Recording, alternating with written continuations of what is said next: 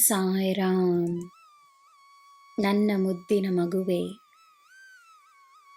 ಯಾರಲ್ಲಿದೆ ಕೃತಜ್ಞತೆ, ಯಾರಲ್ಲಿದೆ ಮಾನವೀಯತೆ, ಯಾರಲ್ಲಿದೆ ಕರುಣೆ, ಯಾರಲ್ಲಿದೆ ಪ್ರಾಮಾಣಿಕತೆ?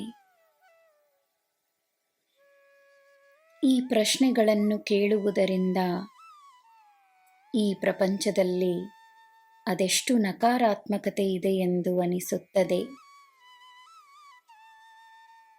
ಈ ಪ್ರಶ್ನೆಗಳಿಗೆ ನೀನೇ ಉತ್ತರವಾಗಿ ಬಿಟ್ಟರೆ, ನೀನೇ ಸಕಾರಾತ್ಮಕತೆಯ ಮೂರ್ತಿಯಾಗಿ ಬಿಟ್ಟರೆ, ಈ ಪ್ರಪಂಚದ ಸೌಂದರ್ಯ ಮಾತ್ರವೇ ನಿನಗೆ ಕಾಣಿಸುತ್ತದೆ. ನಕಾರಾತ್ಮಕತೆ ನಿನ್ನ ಹತ್ತಿರ ಬರುವುದೂ ಇಲ್ಲ.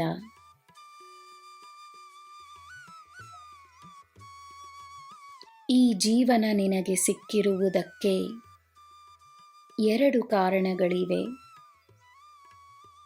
1, ನಿನ್ನ ಕರ್ಮವನ್ನು ತೀರಿಸಲು, ಮತ್ತು 2, ಈ ಜನ್ಮದ ಉದ್ದೇಶವನ್ನು ನೆರವೇರಿಸಲು ನೀನು ಈ ಜನ್ಮವನ್ನು ಪಡೆದಿರುವೆ. ಆದ್ದರಿಂದ ನೀನು ಕಲಿಯುತ್ತಿರುವ ಪಾಠಗಳೇನೆಂದು ಗಮನಿಸು. ಜೀವನದ ಪಾಠಗಳಿಂದ ನಿನ್ನ ಆತ್ಮದ ಶುದ್ಧತೆಯಾಗುತ್ತಿದೆ. ಆತ್ಮ ಶುದ್ಧವಾಗುತ್ತಾ ಜೀವನ ಸುಲಭವಾಗುತ್ತದೆ.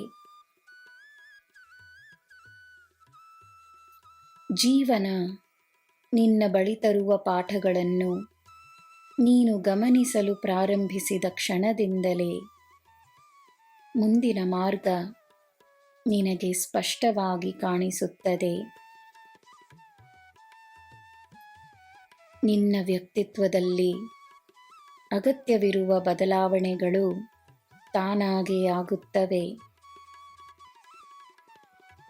ನಿನಗೆ ಬೇಕಾದ ಜೀವನ ನಿನಗೆ ಸಿಕ್ಕೇ ಸಿಗುತ್ತದೆ.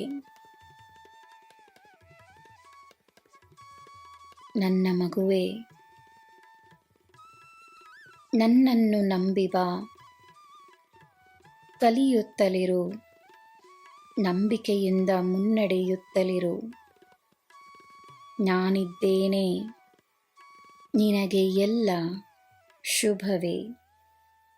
ಜೈ ಸಾಯಿರಾಮ್.